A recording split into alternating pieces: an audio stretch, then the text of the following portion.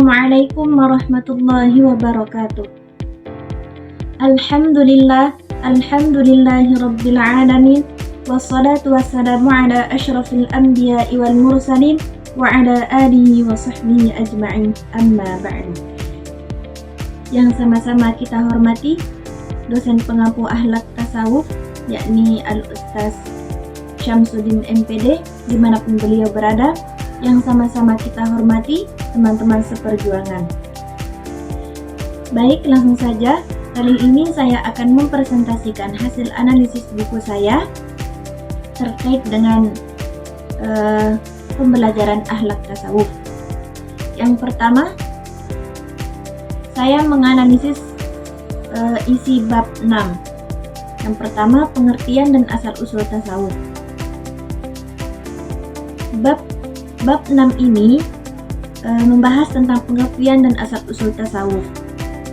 Bab 6 ini membahas tentang mengenai hakikat, pengertian, serta latar belakang munculnya ajaran tasawuf dalam Islam. Tasawuf dijelaskan sebagai upaya penyucian jiwa dan pendekatan diri kepada Allah melalui pengendalian nafsu, keikhlasan, dan kehidupan dalam zuhud. Secara historis, tasawuf lahir dari praktik kehidupan para sahabat dan tabi'in yang meneladani kesederhanaan Nabi Muhammad SAW.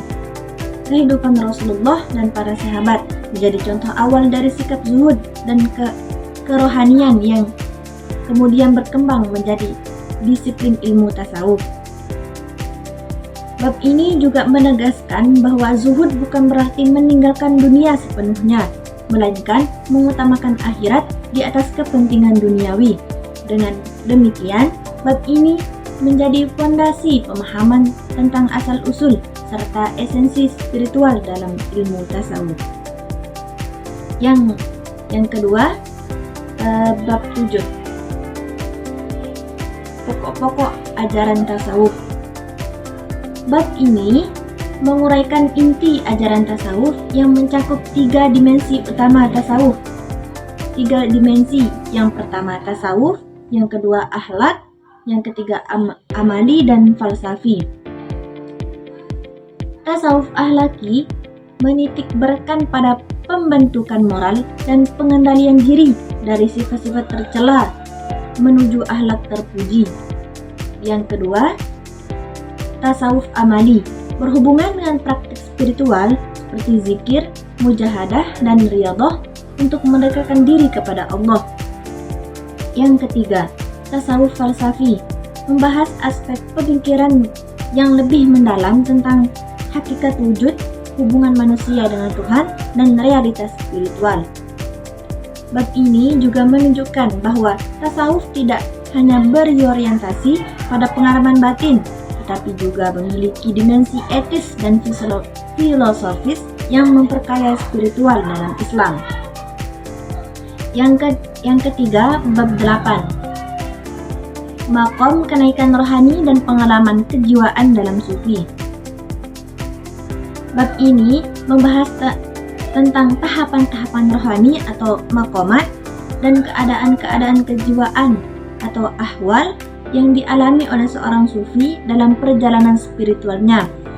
Maqamat adalah tingkatan spiritual yang dicapai melalui usaha dan latihan seperti taubat, sabar, syukur, ridho, dan tawakal. Sementara itu, ahwal merupakan karunia dari Allah berupa pengalaman batin seperti mahabbah, mencintai ilahi, ma'rifah, pengetahuan yang hakiki tentang Allah, dan fana, lebur dalam kehadiran Allah. Bab ini menggambarkan bahwa perjalanan sufi adalah proses panjang penyucian diri hingga mencapai kedekatan rohani yang mendalam dengan Allah, di mana akal dan hati menyatu dalam kesadaran spiritual. Selanjutnya, bab yang ke-9, ajaran tasawuf Rabi'ah Al-Adawiyah. Bab ini mengulas tokoh sufi perempuan terkemuka, yaitu Rabi'ah Al-Adawiyah yang dikenal sebagai pelopor tasawuf cinta atau mahabbah. Menjelaskan bahwa Rabi'ah al-Adawiyah hidup sederhana dan penuh ketulusan, menjadikan cintanya kepada Allah sebagai pusat keseluruhan pengabdian. Ia menolak beribadah karena takut neraka atau mengharap surga, melainkan semata-mata karena cinta murni kepada Allah. Selain riwayat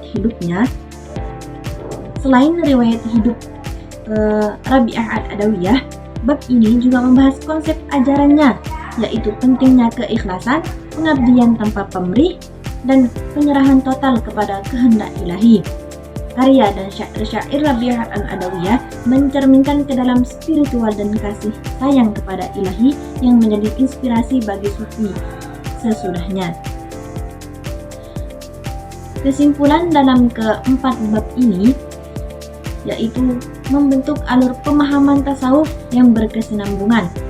Bab 6 memberi dasar konseptual dan sejarah lahirnya tasawuf, dan bab 7 menjelaskan ajaran pokok dan struktur moral spiritualnya. Bab 8 menggambarkan proses pencapaian rohani dalam kehidupan sufi. Bab ke-9 menampilkan penerapan nyata nilai-nilai dari tasawuf melalui keteladanan Rabi'ah al-Adawiyah.